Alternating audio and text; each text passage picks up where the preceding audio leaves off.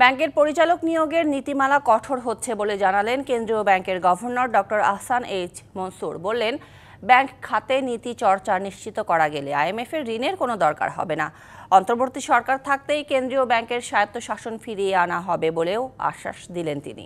সকালে রাজধানীর ইস্কাটনে আয়োজিত এক আলোচনা সভায় গভর্নর জানান, ব্যাংকের লোপাট হওয়া সম্পদ উদ্ধারের সব রকম চেষ্টাই করা হচ্ছে।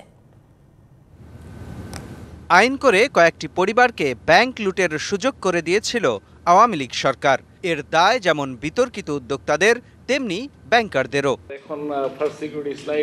দি বিজনেস স্ট্যান্ডার্ড আয়োজিত সেমিনারে ব্যাংকাররা দায় এড়াতে চাইলে প্রতিবাদ করেন ইসলামী ব্যাংকের সাবেক এমডি। আমাদের ব্যাংকাররা চাইলে চাকরি ছাড়তে পারতেন, রিকশা চালাতে পারতেন, কিন্তু একজন লোক বলল যে আসাদগঞ্জের একটা বিশেষ ভবনে এই 10 জন লোকের নামে 3,000 কোটি টাকা দিয়ে আসেন।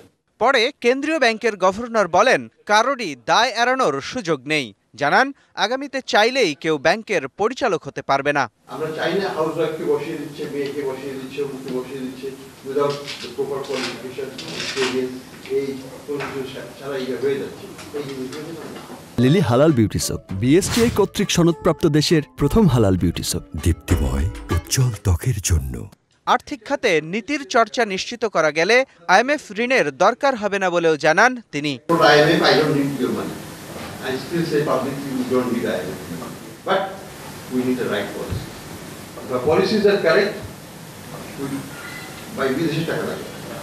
ব্যাংকের লুট হওয়া সম্পদ উদ্ধারে আলাদা টাস্ক ফোর্স কাজ করছে জানালেও অপরাধীদের বিচারের প্রশ্নটি এড়িয়ে যান গভর্নর। আমাদের দিক থেকে উদ্যোগটা থাকবে, কিন্তু এটাকে ক্যারি ফরওয়ার্ড করতে হবে তো পরবর্তী সরকার। Recovery of the banking sector, এটা নিয়ে তো আমরা কাজ করছি। পরে রিজার্ভ চুরির প্রতিবেদন জনসম্মুখে প্রকাশের তাগিদ দেন সিপিডির নির্বাহী পরিচালক। যদি না আমরা ডিগ ডাউন করি এবং না প্রকাশ করি, তাহলে একটা ইম্পিউনিটি, এই যে কালচার অফ ইম্পিউনিটি, এটা কিন্তু চলতে থাকবে পরবর্তীতে।